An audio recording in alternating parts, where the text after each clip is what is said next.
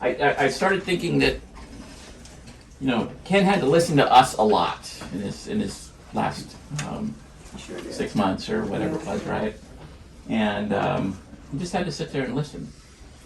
And what you're going to hear here is playing in his words, and so now it's our turn to listen to him. And this is just a few of the stories that Hans selected. There's 50 of them, but we got them off the interface, and so I hope you enjoy this. So we're going to go ahead and get started. Clean your ears a little bit because Jay does not have a huge booming voice. He has a wonderfully Where's Jay? voice. Jay here? Here's Jay. And he is our Jay, narrator. good job, man. I've been hearing your voice a lot. I'm sure. He was the. I know Ken would have considered him the perfect choice because Jay has known Ken for 8 or 10 years, something like that. He's the flutist of the ADO Orchestra. How many? I think you've known him for how long? Well, since 2003, I think I first met him. Wow. So there's a long history. I got to play with the ADO as a soloist some of the time. Ken was the concertmaster, and that was Jay's idea to bring Ken into the ADO. So it was a remarkable. Well, it wasn't a hard choice. Right. Yeah, to read and to go by kind of fast.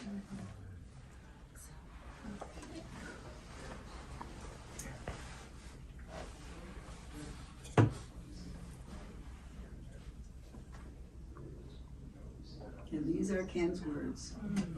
These are all what he wrote. We haven't changed any.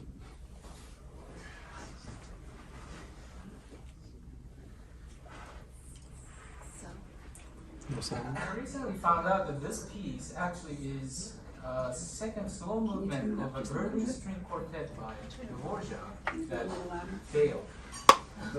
He wrote it for somebody, and it did not really fly. But It'll get louder.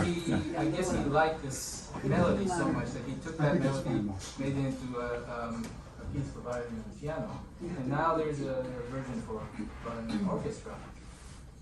So it's another proof that failed stuff can be recycled and made into something worthwhile. These are some of the stories. We played this for a wedding. I was born in Japan in 1959.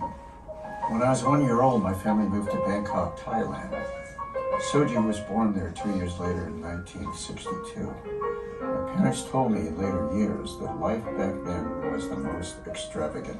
The cost of labor and everything else for that matter was so cheap, we had a spacious house with a number of people living with us. They included several maids, a driver, a cook, and probably a gardener or two. I went through the Japanese school system up to the 4th grade. Then the company sent us to Hawaii. Naomi was born there in 1971.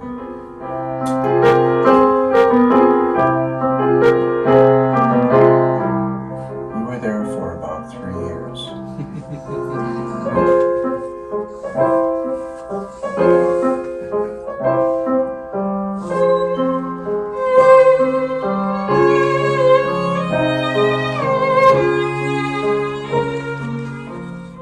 I met John Takahira at Banff Summer School.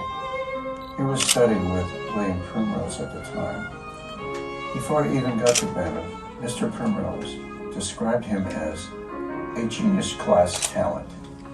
When I first met John at Banff, my first word to him was, "So, you're the genius." I still don't know why I was so sarcastic then. Later he told me that what he dislikes the most was to be called a genius. Fortunately, despite my bad manners, he and I developed a friendship during the camp. I moved to San Mateo and attended Hillsdale High School for a year and a half. The school had a string orchestra program. Earlier in my life, I had taken violin lessons for a while, but wasn't serious about it at all. But when I heard about the string orchestra program, my heart said, I abandoned something really worthwhile, and here was a chance to return to it. I enrolled in the program right away.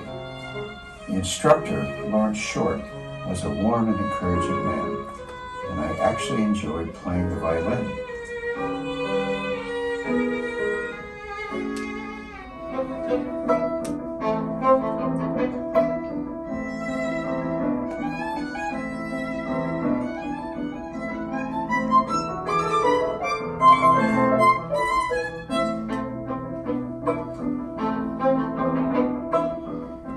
I went to Indiana University as a music major. After 2 years, I decided to transfer to Cal State Northridge. Thus, one morning, I hopped into my Mazda GLC hatchback and headed west. It was summer, and I was in no hurry, so my journey from Indiana to Southern California took about 26 days. And some days I drove hundreds of miles, and some I drove 3 miles. It all depended on what interested me. If the town near my path had a historical point or museum, I would stop by and spend hours there. In particular, the first land that was granted through the Homestead Act was memorable. It was this forever flatland that I saw. For the first time, tumbleweed actually rolling by. I had seen them only in cartoons such as the Bugs Bunny, so I had to stop my car, get out and look at it closely. It was a moment of jubilation. If a hot spring was close, I would stop by. If it was a usable spring, I would put on my swimming trunks and enjoy soaking in it. 26 days after leaving Bloomington, I finally reached my destination. During the trip, I did not spend money at all on lodging.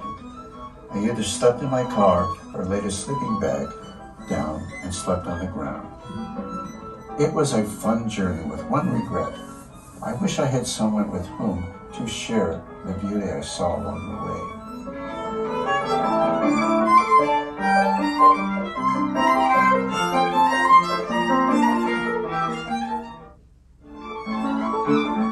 Muffin was a mixed poodle interior, black from head to tail. She was a very lovable little dog. I don't know where my mother got her from. We lived in San Mateo at the time. I came back from school and there she was, wagging her tail and greeting me.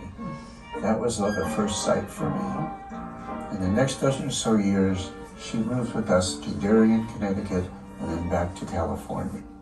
When we lived in Darien, the beach was only a few minutes away. One day I was swimming as usual. This was an estuary, and halfway between the two sides there was a small island.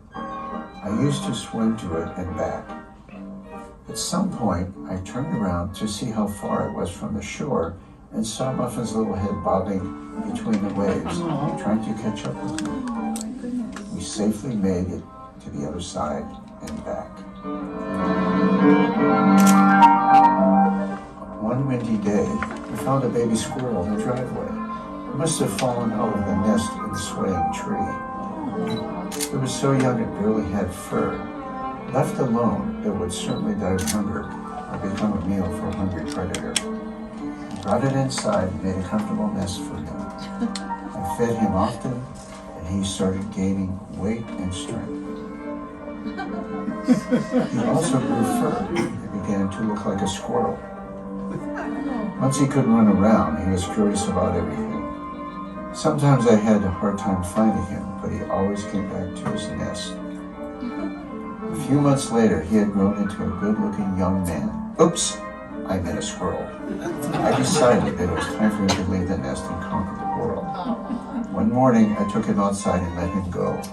Needless to say, I was sad to see him go, but I was also knew that this was the right thing to do. That evening, we were watching TV in the den, and suddenly, there was a scratching sound from the window. We were all startled and looked at the source of the sound. What we saw was a silhouette of a squirrel hanging on the screen saying, "Let me in, let me in." On that day, a new routine was established where I would let him out in the morning and take him in at night. This went on for months, and I was always happy to see him back.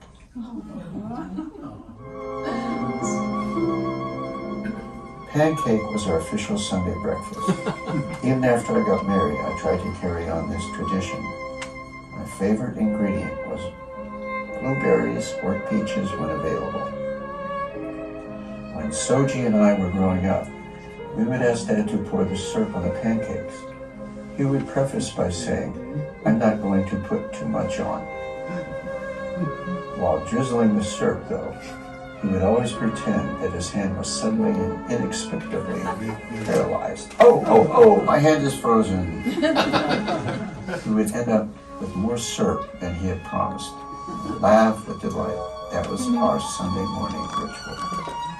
Cooking for my wife and daughter was one of my simple pleasures of life for me. Some of the hits of the past include gyoza, pasta with roasted red pepper sauce, teriyaki, eggplant, fried rice, and yakisoba. When Mira was growing up, I tried to have us eat dinner together. I think it's essential to have time in a day when the family can see each other. That's how my parents raised Soji, Naomi, and me, and I wanted that tradition. Since Cal State Northridge was so close to my parents' home, I commuted from there. I enjoyed the school life there. Professor Rinaldi was a wonderful teacher. I was also chosen the concertmaster of the school orchestra most of the time, which gave me a certain celebrity status. This boosted my self-esteem greatly.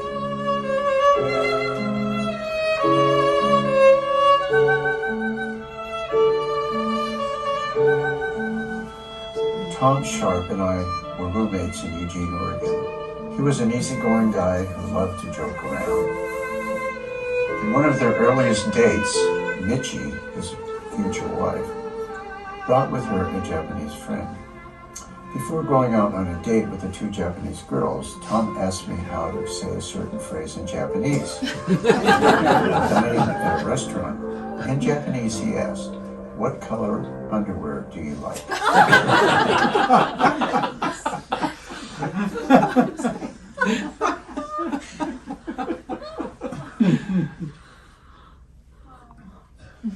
Carnal demands. This is also a period when I met a wonderful woman named Lila at a singles club for classical music lovers. Friendship soon grew into romance, and she became the most important part of my life. After we became lovers, we waited 8 years. I don't remember why. 2 of those were years I was away in Oregon working on my master's degree.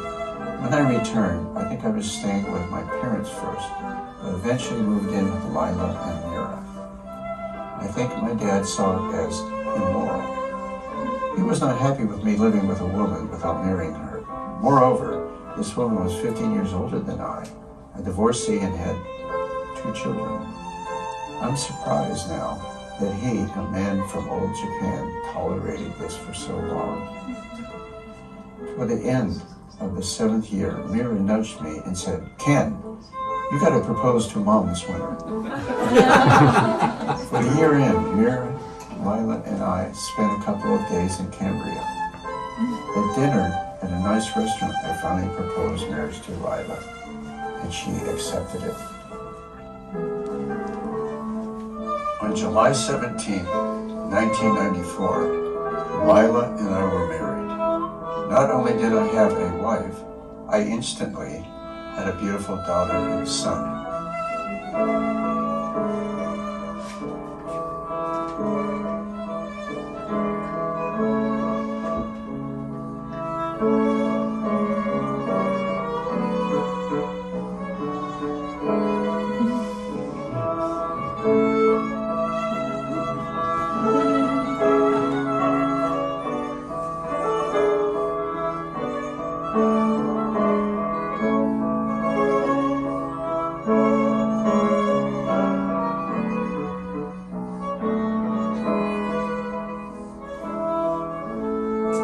The wedding ceremony was held in Orange County.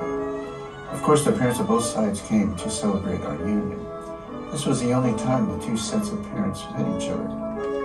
After the ceremony, my dad came to us with a smile, hugged my dear bride, and said, "Welcome to our family." True to his words, he was very warm and receptive to Lila, Mira, and Lauren ever since. I truly appreciated that.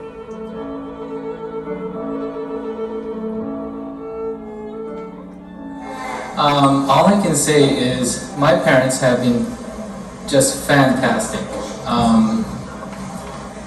At the age of almost 49, I'm beginning to see what they must have gone through with me.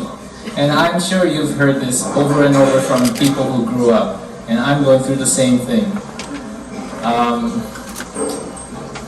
I must have been a handful. Given that, all I can say is thank you, my parents, and thank you everybody for joining us for the celebration.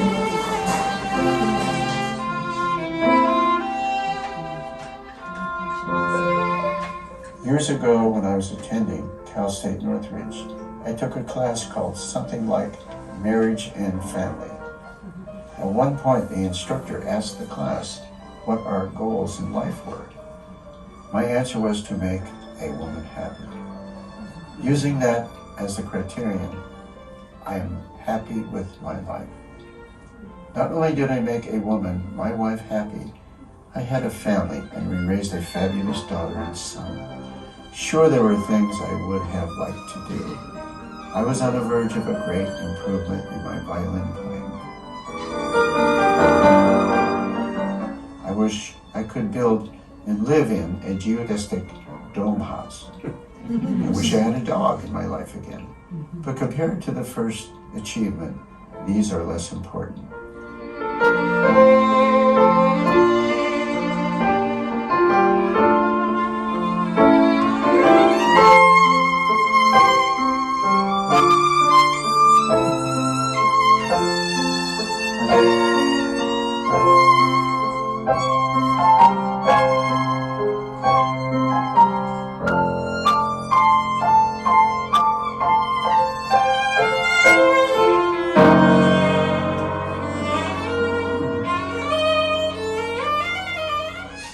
Today, I spend most of the time in bed, unable to move on my own. Just about all my needs must be met by attending nurses.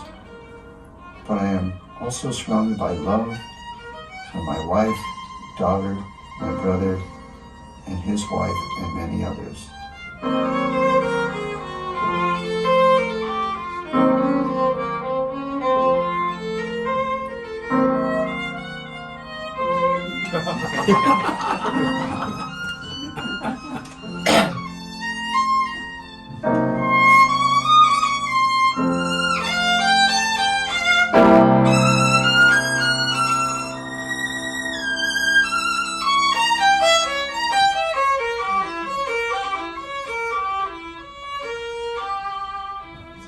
Looking back, I can happily say I had a pretty good life.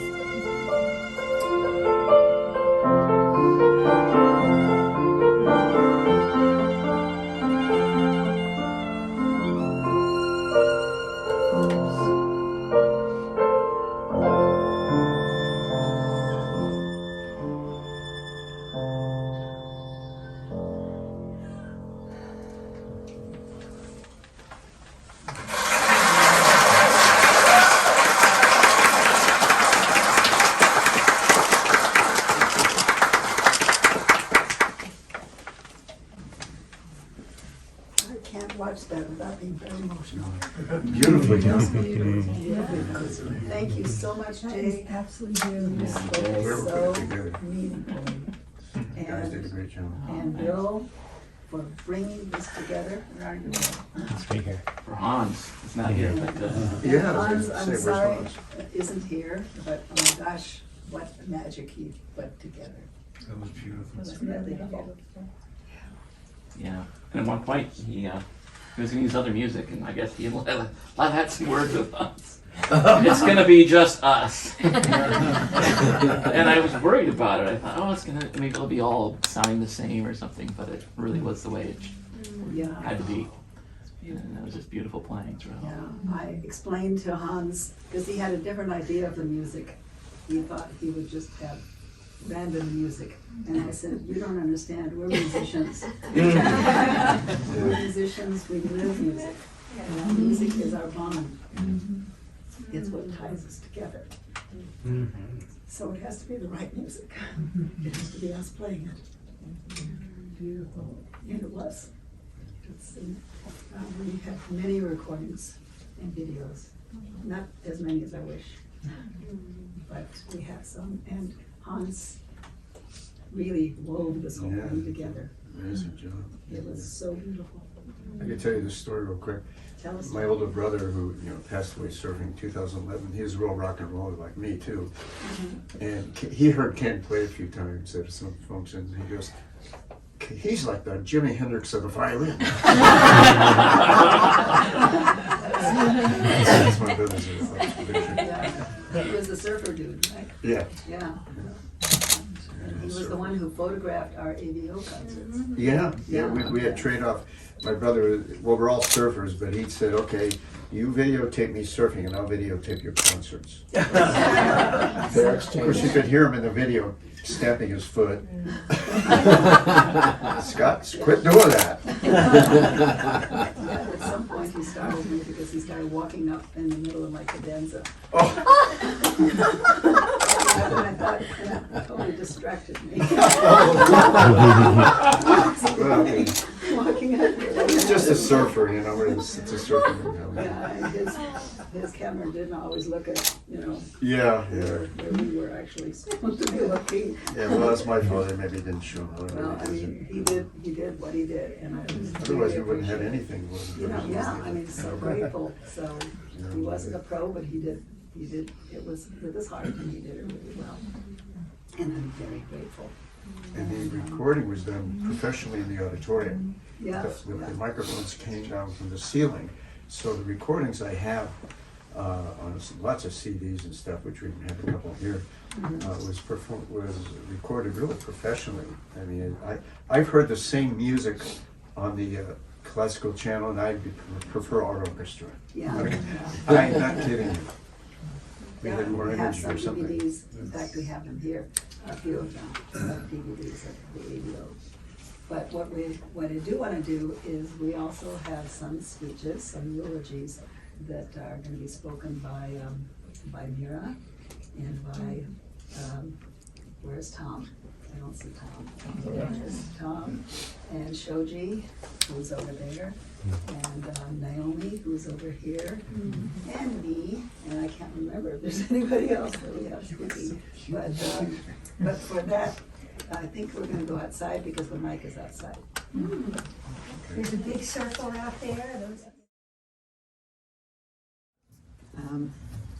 This was Amira and Shoji and Tom and a few others spoke in Seattle when we had Ken's ceremony in Seattle just about 3 months ago. It was July. When was it? July 27th, I think. And so I'm basically speaking the same eulogy. I think Mira and Shoji might be saying the same as well. And Lauren is going to have Mira speak for him. Ken, my beloved, love of my life.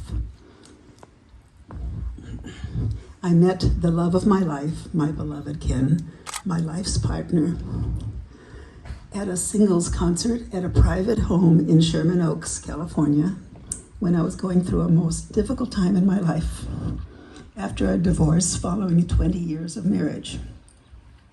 My darling daughter Mira was 3.5, and my dear Lauren was about 5.5. I was struggling to support them as a new kindergarten teacher in South LA, a dreadfully difficult time, a really difficult place to teach too. Yet I met Ken and our lives changed for the better.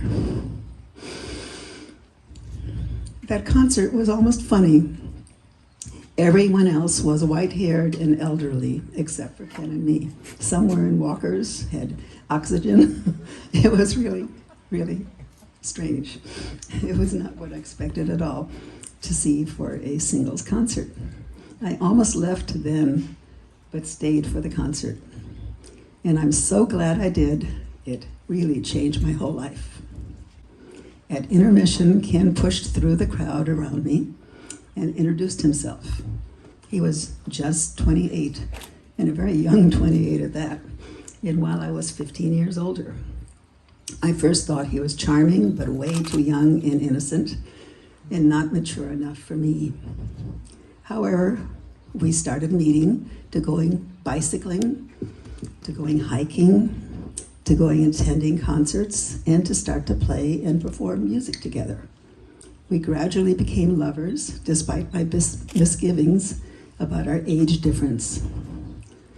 Ken proved to be the sweetest, most caring, most thoughtful, most passionate, and most devoted partner I could ever imagine.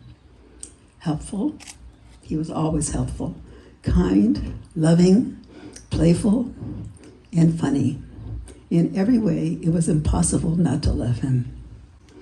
He became a real father to my kids, especially to Mira, cooking dinners for her every night, helping her with homework, reading stories to Mira and to Lauren, and being steady, caring, and altogether loving and lovable. We grew together as a family, bonding, loving, learning to trust and depend on each other. Ken never let us down, being the truest, most loving, helpful soulmate and true life partner. I will always miss him and always love him. And I think Shoji is going to speak next. Here's Shoji. Shoji is his dear. Mira's planned it all out. So I'm next. Okay. So I'm also reading from what I wrote at the funeral as my eulogy for my brother. But I had to change a few spots that no longer is applicable because of the time difference 3 months ago. Anyway, let me start. My brother Ken and I are 3 years apart. He is 2 years and 10 months older than I, to be exact. Today, I would like to share a little bit about our relationship. I always had respect for him. As early as I can remember, he was always better at doing anything. He played the violin. He was well into book 2 of Suzuki method. I also wanted to learn a musical instrument because of him. And so I was taught piano by my mom. When we moved to Honolulu, Hawaii, Ken stopped playing because he didn't have a teacher. And I just basically followed him and quit playing piano. He soon got into plastic model car making. He always assembled the parts very carefully and neatly cemented them together. In comparison, mine was sloppy, with cement all over the place and paint uneven.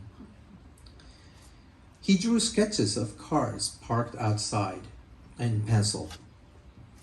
He was always able to draw exactly. Mine was always childish.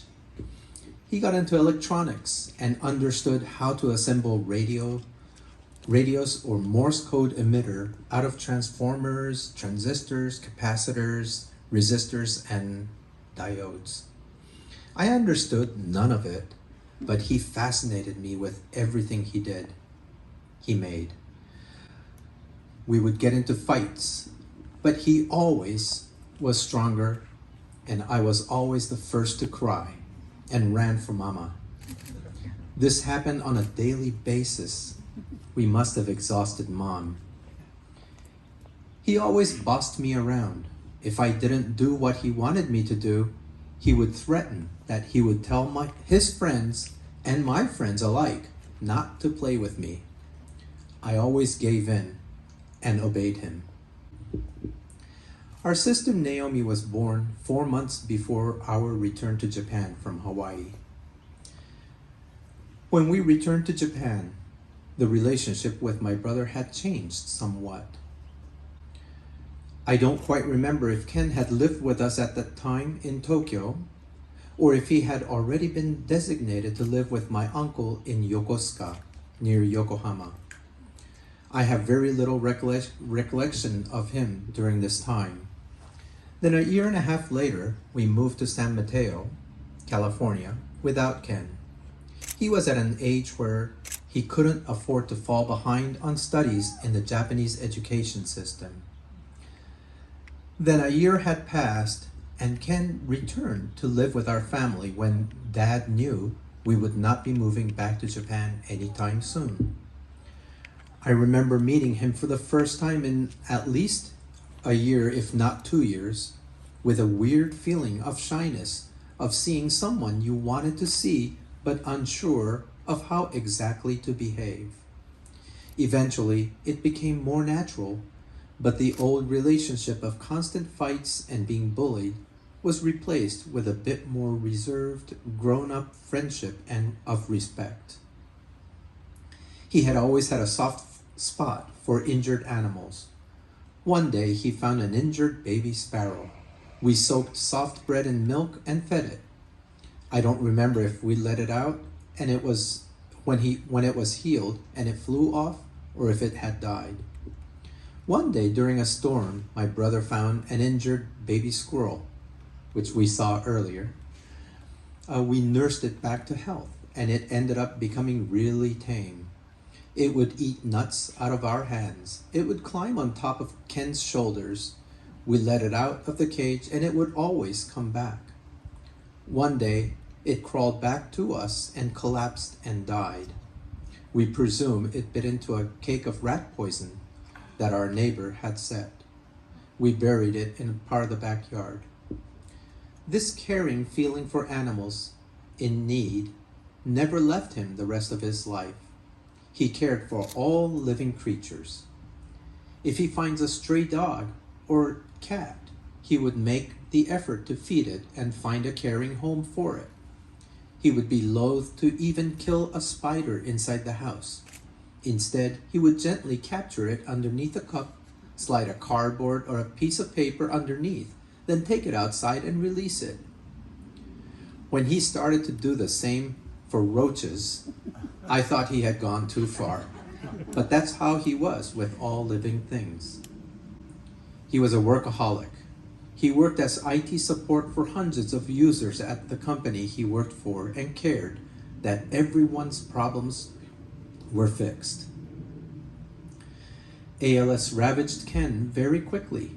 Diagnosed in April 2021, by November he needed constant care, some by Soledad, his favorite caregiver, and Ramon, another caregiver, and later with tracheostomy by a team of nurses led by Louis, Rachel, Neri, Lawrence, and others, but mostly by his caring wife, Lila. I give a lot of credit to her for always tending to Ken's every needs. Back in February, Ken had asked me when he died to make arrangement that he be composted rather than cremated. He had heard about this form of body disposal as being the kindest to the environment. He reasoned that he had robbed enough life out of the creatures on earth, and that this is the best he can do to give back to the nature. When he had had his tracheostomy in late March and became bedbound and required round-the-clock care, he began writing down his memoirs through the visual communicator device. One of the 50 stories he wrote was about the smell of nature he so missed.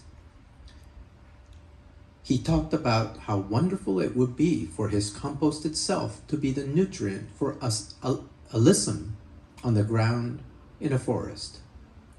This past July, his remains was placed in a capsule to be composted in a ceremony called Carbon Cycle Ceremony in July. Oh, I said July already. Recompose, the funeral home in Washington, who was entrusted with providing the right condition to turn his remains back to Earth, had informed to us last week that the process had completed, and as evidence, we have portions of Ken back with us, transformed into nutrient-rich soil. The rest will be donated to a national park in the state of Washington, where his wishes to give back to nature will be fulfilled. Without being a practicing Christian, he has fulfilled the words we hear every Ash Wednesday. Remember that you are dust, and to dust you shall return. In the New Testament, Jesus says the following: With what can we compare the kingdom of God? Or what parable shall we use for it?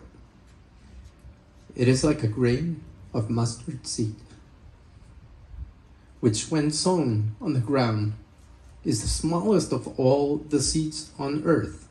Yet when it is sown, it grows up and becomes larger than all the garden plants and puts out large branches so that the birds of the air can make nests in its shade. May Ken's remains be the soil on which the mustard seed is sown, and may it be the source of nutrient for the plant and animal life in God's kingdom. Thank you. Thank you. Very beautiful. That was very beautiful. I'm not sure who's next. Oh, Naomi? Okay.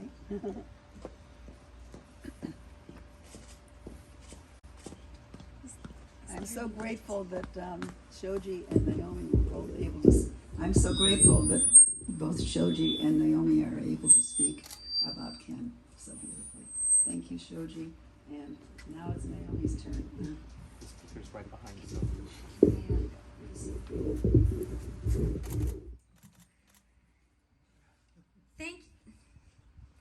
Thank you all for being here today to remember Ken and celebrate his life. I'm Naomi, Ken's baby sister. Most everybody here knew Ken as a violinist and a tech geek. Let me share just a few of his lesser known qualities that made him so very unique. Exceptional oral hygiene. Before ALS robbed him of his fine motor skills, he would brush his teeth every night before bed, at the dinner table, in front of his laptop. 10, 15 minutes, brush, brush, brush. He had very healthy teeth and gums. Beautiful penmanship. If Ken ever wrote you a letter or cut you a check, you know what I'm talking about. The ability to cross just one eye straight forward and the other one a bit unsettling. Culinary artistry. Ken cooked up meals that were some of the best I ever tasted. Religious experiences for my taste buds. He absolutely hated the phrases irregardless of and at the end of the day. He was a stickler for proper English grammar. If there really were such a thing as the grammar police, he would be chief. Anyway, Ken was 12 and a half years older than I. That's the way you say it. Growing up, I remember 4 TV shows that Ken enjoyed. The Benny Hill Show, Star Trek, the original series, He's Dead, Jim. The Odd Couple with Tony Randall and Jack Klugman, and Cosmos with Carl Sagan. Billions and billions. With endless wonder and curiosity about the world, Ken loved science and nature. He was a big fan of Cosmos. I was too young to really appreciate the show, but I watched because Ken watched. Recently, I Google searched Carl Sagan and got pulled down a rabbit hole that supplied me with far more information about the man than I really needed or wanted. I discovered that he was a self-proclaimed agnostic, though he seemed to express downright contempt for the idea of God or organized religion. Ken was a non-churchgoer from as far back as I can remember. While the rest of the family attended church every Sunday, Ken would stay home, sleep in, and do his own thing. Mom and Dad seemed oddly fine with this. I never understood, but didn't really question this arrangement they had, although admittedly, I was a bit envious. Thinking back, I can't remember Ken ever discussing God or religion. One of the many things I wanted to ask him, but regrettably didn't. Kembo, what do you believe? It took some searching to find this one Carl Sagan quote that wasn't dumping on religion, but rather spoke of spirituality. I imagined that if Carl didn't say it, Ken might have. Science is not only compatible with spirituality, it is a profound source of spirituality. When we recognize our place in an immensity of light years and in the passage of ages, when we grasp the intricacy, beauty, and subtlety of life, then that soaring feeling, that sense of elation and humility combined, is surely spiritual. So are our emotions in the presence of great art, or music, or literature, or acts of exemplary selfless courage, such as those of Mohandas Gandhi or Martin Luther King Jr. The notion that science and spirituality are somehow mutually exclusive does a disservice to both. I still don't know what Ken did or didn't believe, but he was unquestionably deeply spiritual, moved by science, nature, music, and literature. And as Shoji mentioned during the dinner following Ken's laying-in ceremony, Ken was arguably the most spiritual in our family. For me, this was evident in the way he played the violin, with warmth and passion, the way he would listen to beautifully performed music, eyes closed and looking as though his very soul was being swept away, the way he would become completely engrossed in scientific podcasts and videos and get excited and share this newly gained knowledge with others, and in the way he loved nature and all creatures, almost to the point of becoming a vegetarian. Like Shoji's, my relationship with Ken evolved throughout the overlapping 5 decades of our lives. With our huge age gap, in the beginning, we were like 2 different but coexisting species. But as the years passed and I matured and Ken matured less, we found common ground. In the end, he was so much more than just my brother. Through all of our phases, I looked up to Ken and was strongly influenced and inspired by him. I even developed the same sense of humor, the kind that, in today's social climate, would be called HRable. But he knew his audience, which included only the closest of friends, some family like myself, and most American 7th graders. June 19th of this year, I emailed Ken and Shoji fairly late in the evening.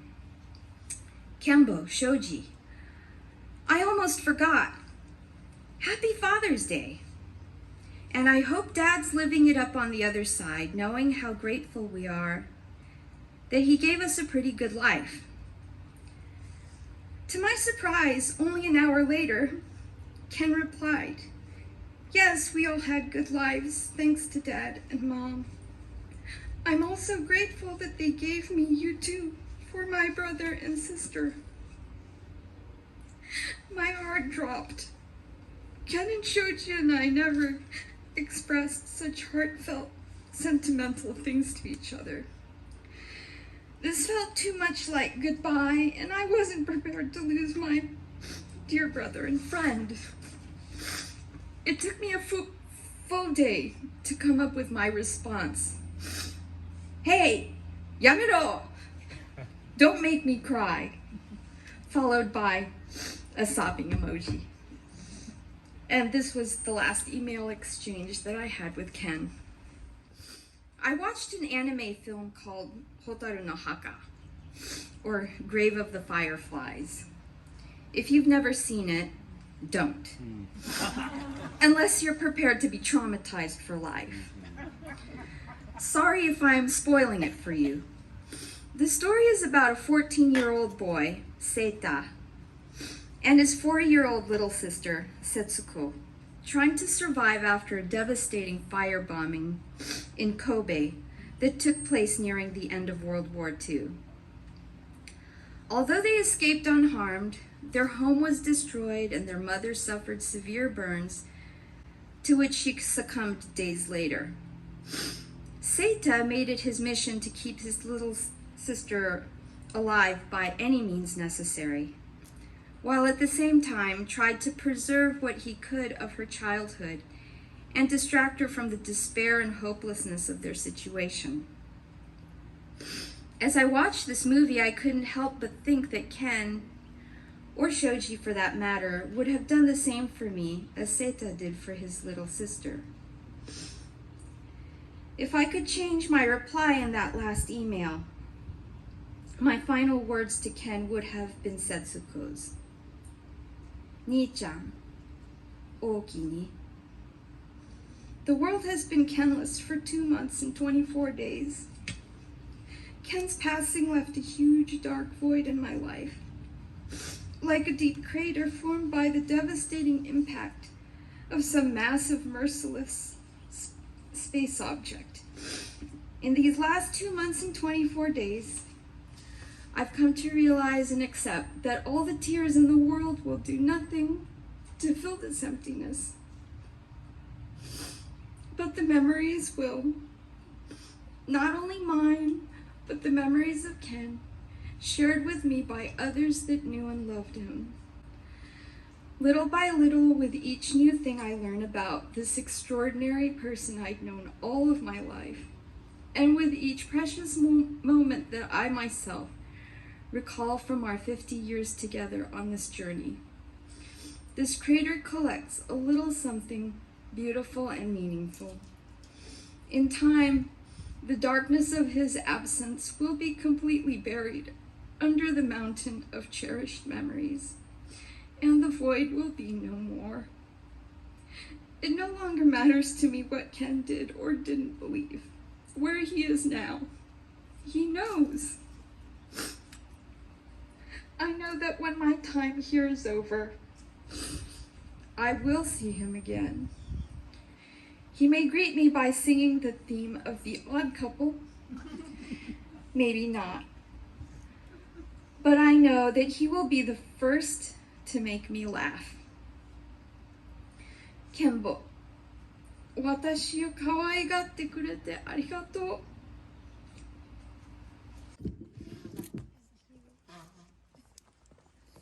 All right. I'm Mira. I'm Ken's daughter. I'll be reading a eulogy of my own, and then a eulogy on behalf of my brother. And after that, I'll be inviting Ken's best friend, Tom, to come up and read a eulogy of his. After that, I'll be back up. You'll see me again reading some eulogies of some other loved ones who couldn't be here today. This is a daunting piece for me to compose. Though we've had over a year to come to terms with Ken's terminal illness, his death, just under 3 months ago, felt sudden and brutal.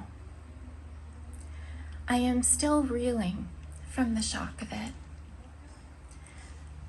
Over these days, I've been working to wrap my head around the reality that he's gone. This is heart-wrenching to accept. I know I will miss him for the rest of my life.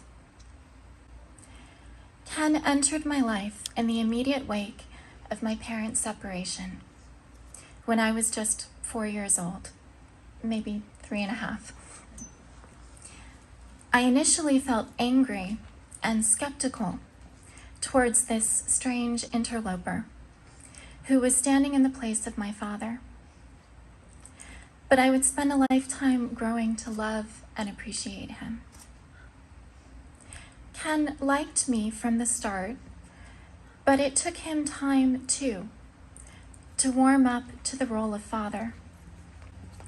In time, he came to embrace this role with love and dedication. He grew as I grew, and he raised me as undoubtedly as any father raised a daughter. When people looked at us, they couldn't always see our filial bond. Racially different, with no resemblance between the color of our skin, hair, or eyes, and no link between our blood, we were a motley father-daughter pair. But I am who I am because of him, and his influence permeates every part of me. Ken was a gifted man. He moved through the world with great sensory awareness, forever alert to sights, sounds, and smells. He would frequently notice a vivid patch of flowers, a woman's perfume, or the subtle taste of dill in a dish. He was a keen observer of people, quick to notice details others might miss, and attuned to body language and nonverbal cues. Forever curious and quick to grasp complex concepts, he was never showy about his abilities. He took great pride in skillful execution and quickly became competent at anything he did, whether it was cooking a delicious and beautiful meal or playing the violin. Perhaps Ken's single most apparent trait was his desire to be useful. To that end, he was constantly lending help and support to those around him, often with no expectation of anything in return. Indeed, all who knew him experienced him as generous and ready to put others first. Ken was also a complex man. Despite his generosity, he could be cynical and sardonic in his views on human nature, and he sometimes aspired to the role of misanthrope. I cannot count the number of times he wore a wry smile while proclaiming himself a bitter, bitter man. Ken was compassionate and kind-hearted, yes, but sometimes stern, contemptuous, and unforgiving. He would stubbornly declare that people don't change, or that once lost, his good opinion was lost forever. He was deeply feeling, but in a very private way, and far more comfortable expressing reason and common sense than emotion. While Ken was often self-effacing and humble on the surface, he could be playfully grandiose, joking, "Everyone would be better off if I ruled the world." He appeared mild-mannered and soft-spoken, but he had a gift for storytelling and a wicked, obscene sense of humor. Ken prized his dirty mind, which he added was a terrible thing to waste. Often gentle and patient, he could be quick-tempered and intractable too, seething with quiet rage or exploding with a tantrum that dissipated as quickly as it appeared. This too brief summary just scratches the surface, but hopefully it conveys the essence of how Ken was far more than met the eye. Ken liked a particular Japanese aphorism which introduced the video we watched today: the strong man under the floor. Ken was this man. He provided stability, support, and comfort to my mom, stabilizing her and keeping the home and the family running. Always ready to be the accompanist, he encouraged my mom to shine and gave her the confidence to do so. He wanted each of us to depend on him. We did, and he never let us down. Our family relied on him so strongly that I must admit, I'm scared of what we'll do without him.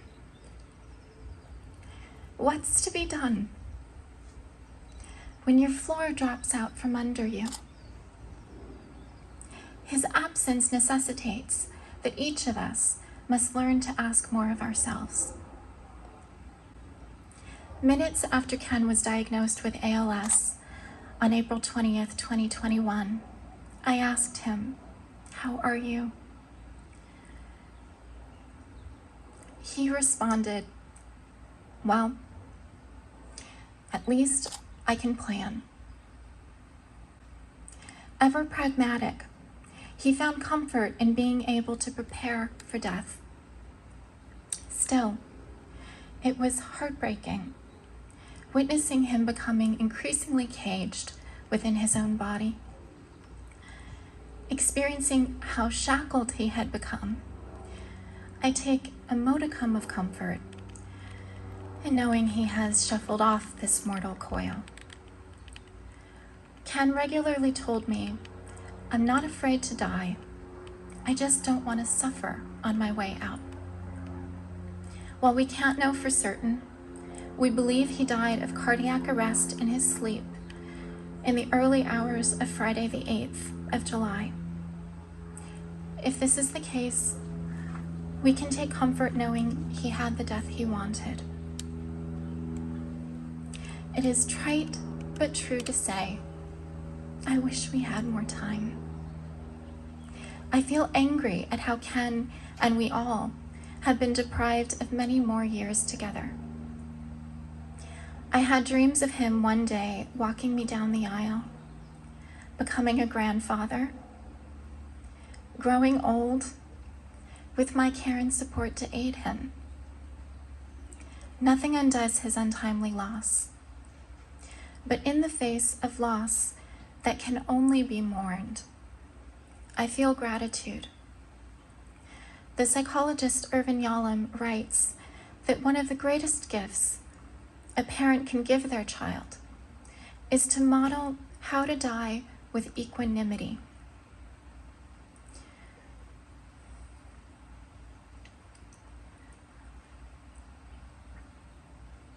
Ken did that. He met death with stoicism, born of his understanding that life is bound with suffering and finitude. Thus, even in his way of dying, he was generous, offering one last gift.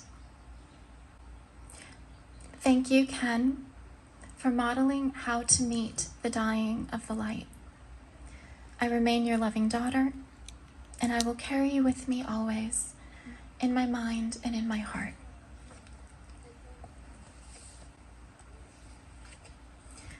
And now I will read my brother Lauren's eulogy for Ken. Ken was a strong influence in my life. When I was a kid, I looked up to him and tried to learn from him. Though never as close to him as my sister was, I regarded him as a kind of second father figure, one who offered different perspectives and lessons than my father did. And there were moments when he tried to teach me things he had learned, ranging from work ethics and career pursuits to etiquette, general mindfulness, and philosophies of life. I frequently sought his approval and felt proudest of myself in the moments I earned it. One of Ken's greatest virtues was that he always thought of others before himself. He was especially considerate of others' feelings and constantly aware of how every action affected people around him. This was something he often tried to impart to me, and which I struggled to emulate when observing him. Ken expressed himself subtly and taught by example. He showed his kindness through actions more than words. He'd do things for people without calling attention to himself, because he was less interested in others' gratitude than in simply being helpful and making people happy. That was enough for him. There was a deep gentleness in Ken. It could be seen in his love of music, in his fondness for animals, in the way he'd always let my mom win arguments rather than keep fighting. It could be seen in the way he carefully caught cockroaches in the house and returned them outside, and in how much it disturbed him when one was harmed. I never used to care much about killing roaches, but Ken's efforts to avoid it made me reevaluate my own indifference about harming or ending the life of any creature that meant no harm toward me. There are many things which could be talked about when thinking of Ken. His skill with computers and technical things, his passion for playing the violin, and his appreciation for the structure and anatomy of classical music, his interest in scientific discoveries and inventions, his mischievous side, and his silly, quirky sense of humor, and so on. But I think the deepest essence of who Ken was rooted in the gentleness and thoughtfulness he showed, not just toward the people he loved, but toward the earth and all its innocent creatures as well. Ken was a very sensitive person. Years ago, when my mom was away from the house for a few days, and I had come over to keep Ken company while she was gone, he shared something with me. He said that if my mom died before him, he didn't want to continue living. This came very unexpectedly, and I realized he must have been thinking about it for some time, anticipating that he'd lose my mom someday. He dreaded a life without her, far more than he feared death. Sadly, but also thankfully, Ken died knowing he would never have to endure such a lonely existence. I'd now like to invite Tom Sharp up, one of Ken's all-time best friends.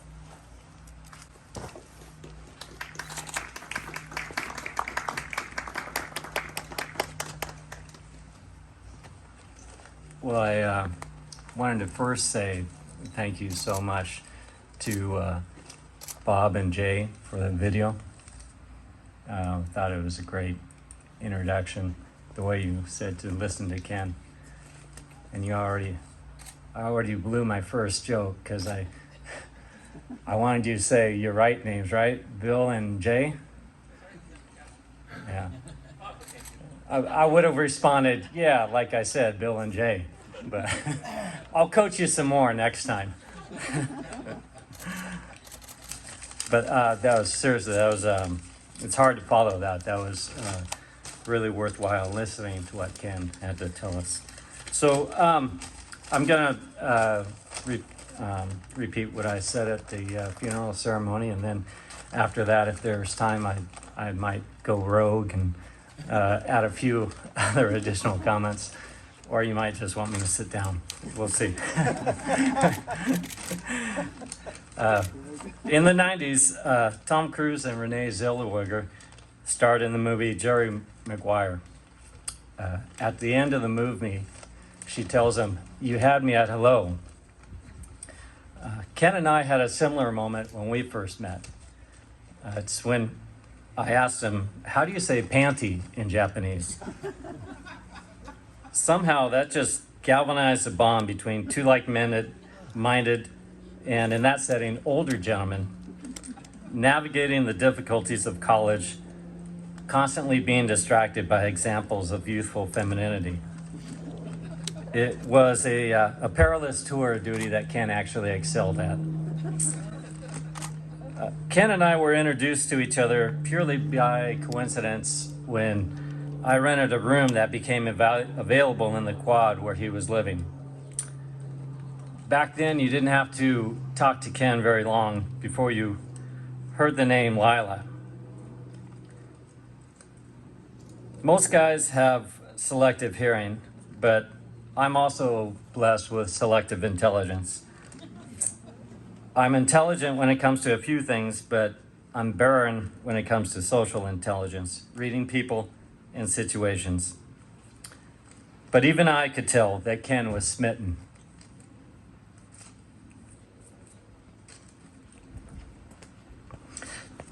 Then he showed me the picture of Lila he had fastened to the inside of his violin case for a daily reminder, and I understood why. The next school year, Ken and I moved into a one-bedroom apartment that I had converted into 2 bedrooms with the help of some 2x4s and cardboard. That became our lair, and we spent a lot of nights feeding off of one another, sitting around a small, cheap kitchen table, entertaining other female Japanese music students with a meal, coffee, and conversation. I don't know a lot of Japanese, but predictably, Ken and I would play off one another into something tastefully vulgar, and in unison you would hear, "Mo yamete," in a feminine tone, followed by soft, reluctant giggles on their part and a hearty chuckle from Ken and I. Soon after graduating, we were in each other's weddings. First Ken and Lila. The following year, it was my turn. Gradually after marriage, life intervened, and hey, we all have hang-ups. I have hang-ups, and my default mode is to just kind of withdraw and isolate. Fast forward to a little over a year ago, and I get a call in the evening with the name Zeropolis migrating across my screen. I answer it, and I'm greeted with a voice that has a lot of vigor and passion to it. Lila. After greeting me warmly, she brought me up to speed about Ken's condition. A recent diagnosis in April, a decline progressing much too quickly, and realistically, not even a glimmer of hope. By this time, Ken was already in a mechanized chair, and his speech was difficult to comprehend, especially over the phone. He was trying to apologize to me for neglecting our friendship when he began to weep. Truthfully, our separate ways was really my separate way. But for Ken, I don't think that mattered. Facing so many daily struggles and a stark reality, Ken chose to restore friendship, resuscitate meaning, and I am the beneficiary, and oh, so grateful. A few months later, I was able to visit Ken and Lila. We all looked a lot different, but we still meshed just fine. Whatever rust that had developed on the bond Ken and I forged in college disappeared quickly in each other's presence. And once again, we fed off of one another in conversation around a kitchen table, victimizing Ken's immediate family with our peculiar humor. When I returned home, I was batching it for a while since my wife was living and working out of town for a short duration. For me, batching means dinner at the local bar every night. I was doing my typical thing, waiting for my food, sitting on a bar stool, gazing at whatever sports program was airing, when a song playing on the jukebox caught my attention. It didn't just catch my attention, it stirred feelings and resonated meaning.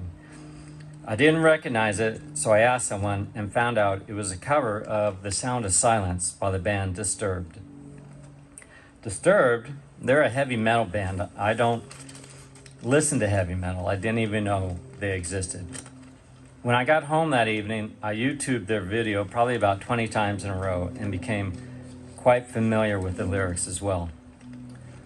When I interpret that song, the sound of silence is actually noise. A lot of sound and fury signifying nothing, absent of meaning.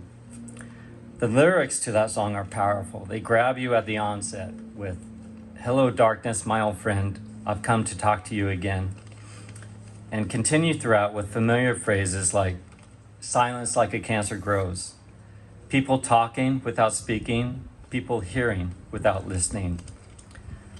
My favorite actually comes at the end because it hints at a solution. The words of the prophets are written on the subway walls and tenement halls, meaning the kind that sustains you is not found in academic halls or elite circles. It is more likely found in common people with ordinary problems.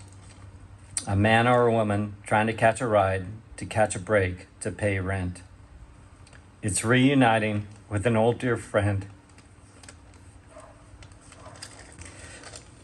feeding off of one another around the kitchen table. It's assisting him with mundane things like wiping drool off his chin. It's watching his beloved tend to his every need. It's watching him get annoyed when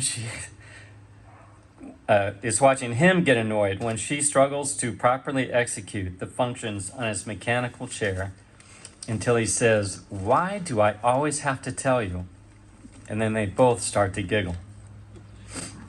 Throughout the course of that song, silence is encountered in many different ways. At first it remains, then it is touched, which leads to no one disturbing it. Then it echoes in a well, and finally it is whispered. The time that I spent this last year with Ken and Lila, I feel like we were able to break through silence, touch meaning, embrace and cherish it. In a way, Ken's journey became my prophet. I would just like to we're here to honor and remember Ken. And I'd like to maybe honor him as a peacemaker. And as another non-going church person, I'd like to do that by maybe going a little bit biblical on you. The Sermon on the Mount, there's a phrase in there that I just never really understood. Blessed are the peacemaker, for they shall inherit the earth. And for whatever reason, it just something clicked at me. Like I said, I have selective intelligence, so I don't know if this is going to resonate meaning or, like my wife says, it's a swing and a miss. But I thought about that, and I was just thinking about, in the old times, people have a conflict, how easy it would be to just start a fire, ruin a field, or whatever. And then the blessings of the earth, that's your grain. It's gone. And I just look at Ken, and I remember in college, he, in a way, figuratively took a punch to the gut. He was the concert master at the U of O, and they were entering a competition probably for some kind of scholarship. And so he was the odds-on favorite. And out of nowhere, this Korean female student, she wasn't even a music student. She was studying completely something different. But she was just some prodigy, some violin prodigy. And she wound up winning. And, of course he was really disappointed in everything. But he was upset for a little while, but, he got over it. And he just continued on. And I look at how he lived his life, and it's so easy for us to always look at create friction, create argumentation. It's, I think, a skill to try to resolve things and be a peacemaker. And like he said in his video, he said his life goal was to make one woman happy. And I can't answer that, but I can ask her. You sure did. And so I think he inherited the blessings of the earth.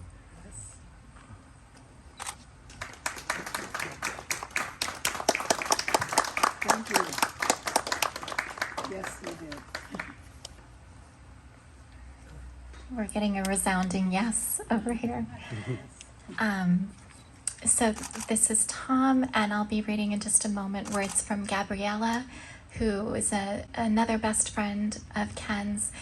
If I can say, Tom, you expressed regret at your sense of neglecting the friendship.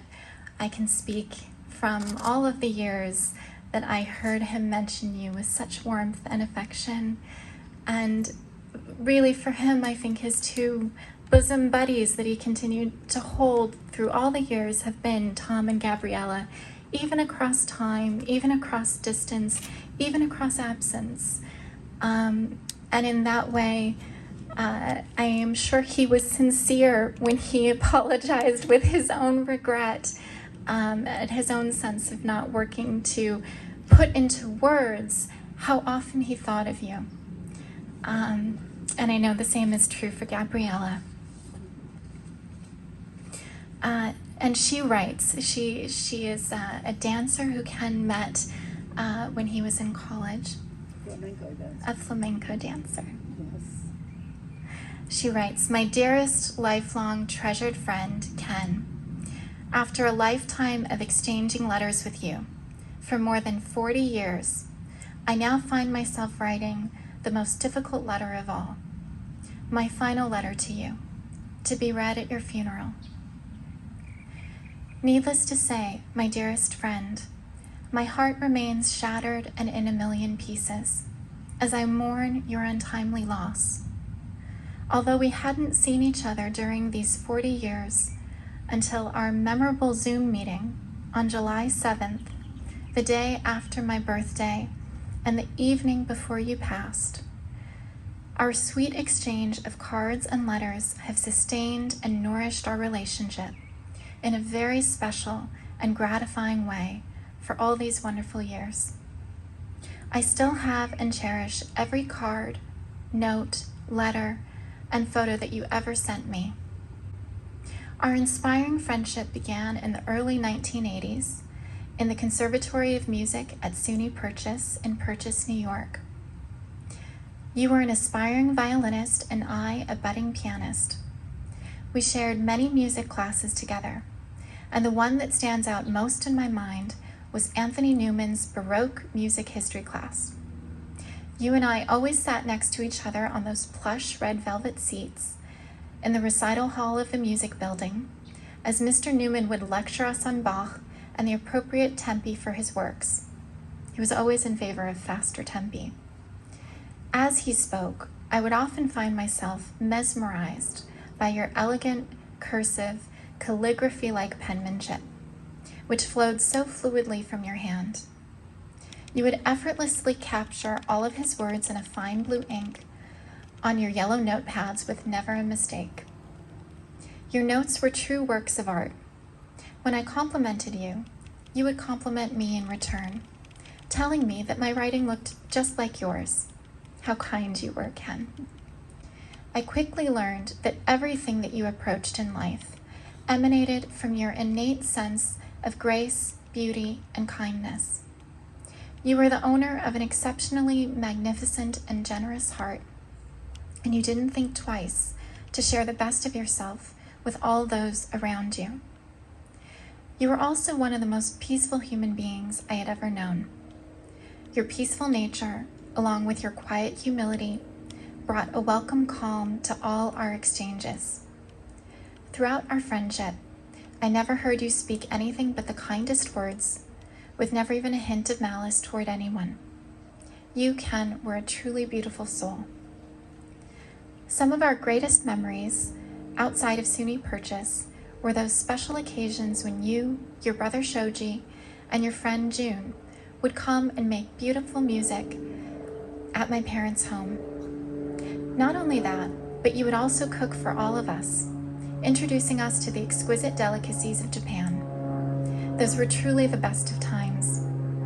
My father, mother, grandmother, and sister all thought the world of you, and we were always so delighted to have your kind and gracious presence fill our home with so much joy and talent over the years.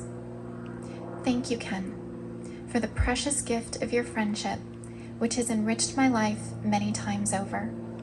You will forever remain a bright star in my life, who will continue to shine on in my heart and in the hearts of all those who love you, most especially your beautiful family, whom I have been so honored to get to know these last few weeks since your passing. Until we all meet again, rest in eternal peace, my dearest, lifelong, and treasured friend. God is now the fortunate one to have you in his realm as you create exquisite music amongst the heavenly angels.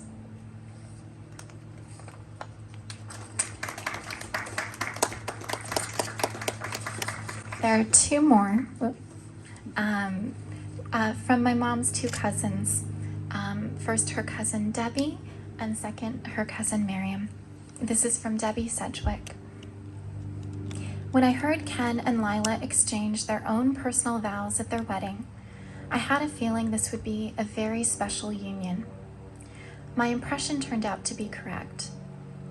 Ken has been a wonderful husband to Lila and stepdad to Mira and Lauren, as well as a good friend to all of our extended family. He was also the kind of son who showed tremendous devotion to his parents as they aged. I think of Ken as someone who took life very seriously. His commitment to work, to practicing the violin, to his health. On the other hand, Ken was great company. He knew how to joke and lighten up the spirits of those around him. Even last year, when he was dealt a terrible blow, he faced his condition with such bravery, while at the same time feeling concern for Lila and all his loved ones, trying to spare them sorrow. We will miss him dearly.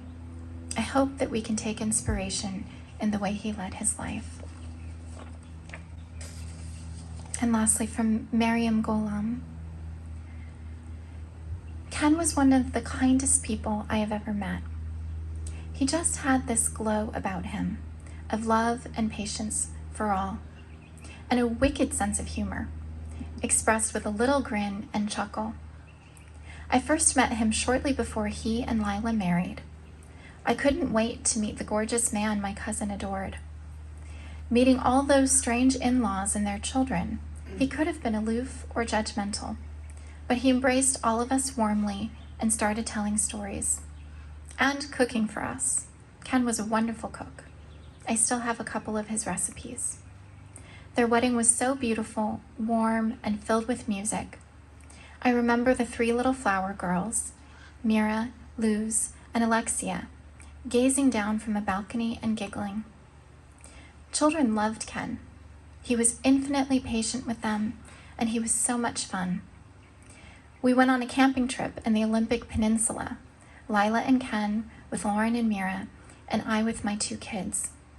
We had a great time, but there were crazy moments. And what I remember about Ken is that he could maintain an oasis of cool when all around him were losing it. I don't think he was serene by nature. He was demanding of himself when it came to playing the violin, for instance.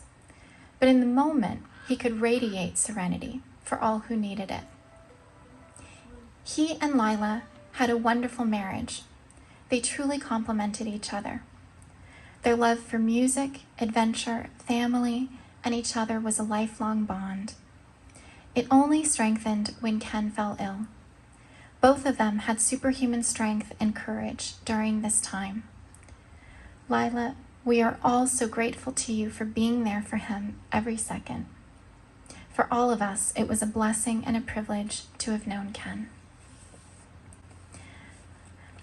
I want to end today by thanking my mom, as Miriam says, for standing by Ken's side through very painful months for the course of a year. She really was devoted, and I know it meant the world to him to be in her care, though it was painful for him to accept. I also want to thank Soledad and Ramon, who are both here today, who were two of Ken's best and most important caregivers. You really became friends to him, and you pulled him through, not just physically, but emotionally, with the tender ways in which you touched him and you cared for him. So thank you, and thank you for being here today. In ending, I'll share with you a poem, and then what time is it? Does anybody have the time? 3 o'clock. So I think we're a little over time at this point. We might, all right, I'm deferring to Jenny. So she says, go ahead. So I think we can maybe enjoy a little more refreshments and socialize a little bit more as we then begin to wrap up and say our goodbyes. And we're grateful to all of you for being here today, in showing up and in expressing your love and support for Ken and for our family. So thank you. This is by Khalil Gibran. It's an excerpt from his poem on death. If you would indeed behold the spirit of death, open your heart wide unto the body of life. For life and death are one, even as the river and the sea are one. In the depth of your hopes and desires lies your silent knowledge of the beyond. And like seeds dreaming beneath the snow, your heart dreams of spring. Trust the dreams, for in them is hidden the gate to eternity. For what it is to die, but to stand naked in the wind and to melt into the sun? And what is it to cease breathing, but to free the breath from its restless tides, that it may rise and expand and seek eternity unencumbered? Only when you drink from the river of silence shall you indeed sing. And when you have reached the mountaintop, then you shall begin to climb. And when the earth shall claim your limbs, then shall you truly dance.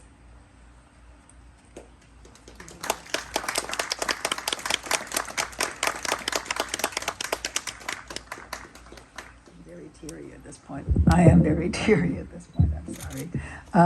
That was so beautiful. Thank you, Mira. Thank you, Tom. Thank you, Shoji. Thank you, Lauren. Thank you, Naomi. Thank you, Bill, for making that video happen, which was just wonderful. Thank you all for being here, because you're all our dear friends and family. I know that Ken has been part of your lives, just like mine. And we're very grateful for all that you have done for us through the years to help us feel loved. And we love you right back. And we do have some more things to share. There's one more thing I do want to share. You heard with Gabriella, who is Ken's dear friend. She gave a wonderful gift to us of a funeral urn. And Ken, back when he was at the funeral in Seattle, he was turned to compost. That was what he requested. He wanted to be part of the earth. As he said, I have consumed many living things in my lifetime, and I want to give back. And so that was what he chose. And he did some research on it while he was lying there. Couldn't move, couldn't speak, but he could communicate with his eyes through his Tobii computer. And he said he did some research, and then he asked Shoji to research where he could be composted, and that was in Seattle. And we have his soil. It just arrived yesterday. And so I want to share with you his funeral urn. I think that's what it's called.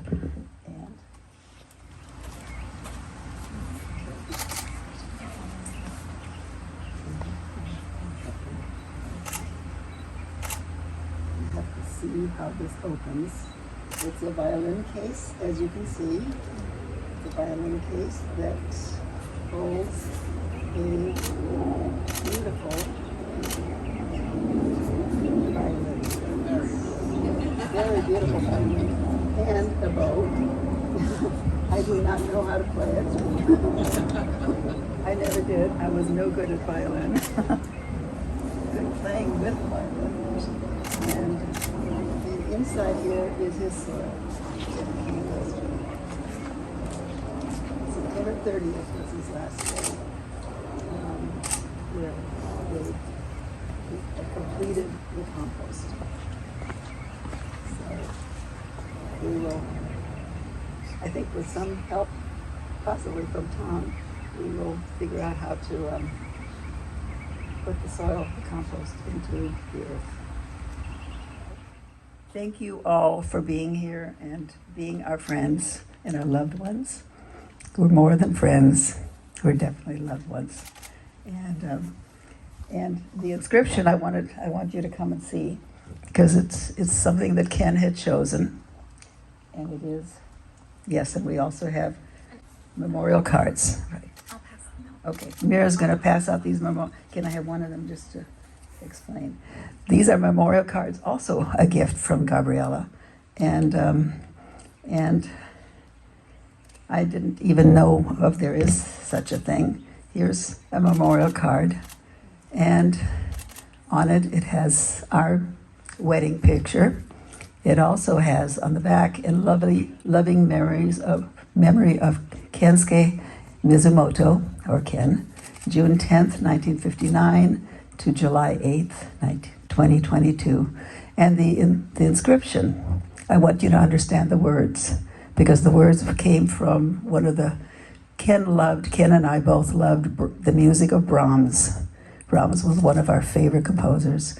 And Brahms wrote an amazing piece called the German Requiem in memory and thankfulness and remembrance of his mom when his mom passed. And it's 7 movements. It's a long work. It's a choral work for chorus and orchestra. And these are the words. They are somewhat from the Bible, but not entirely. And it says, "For all flesh is as grass, and the glory of man like flowers. The grass withers and the flower falls.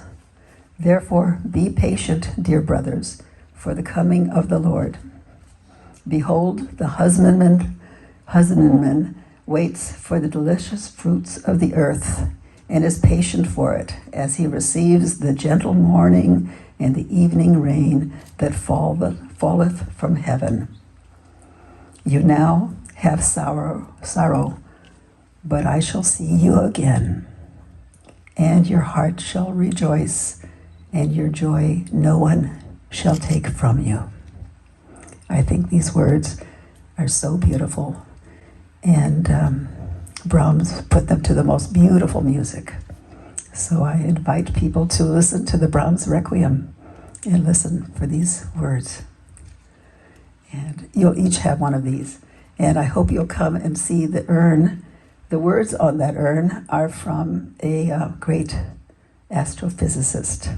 I can't remember his name. It's not Kepler. I can't remember who it is. But it's one that Ken admired. As you learned, Ken loved anything about science, everything about science. And these were words that he thought really were meaningful, so he wanted them on his funeral urn. And the words, if I can read it.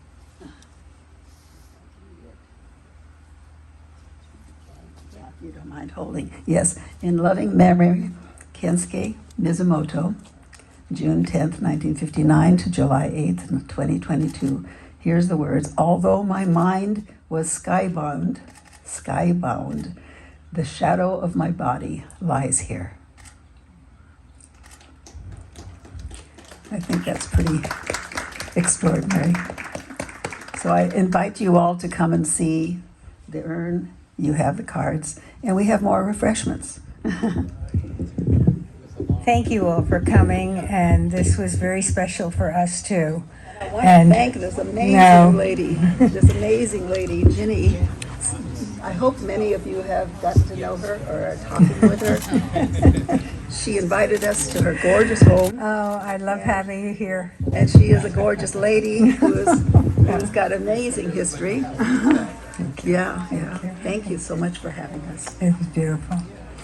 You know, my husband died in 2020, and we had a circle. It was right in the middle of COVID, and we had to wait for his funeral to be done at Prince of Peace Church.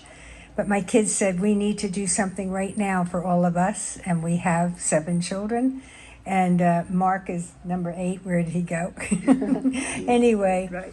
we had a circle here, and it was beautiful, just like this was. And it brought lots of tears and lots of joy that this was used like that. Thank you so much. Thank you. Thank you. You were wonderful. I love you too. Don't be a stranger. Don't be a stranger. Well, my gosh, how can I be? This is so beautiful here. And you are so beautiful. So thank you. Thank you so much. Okay.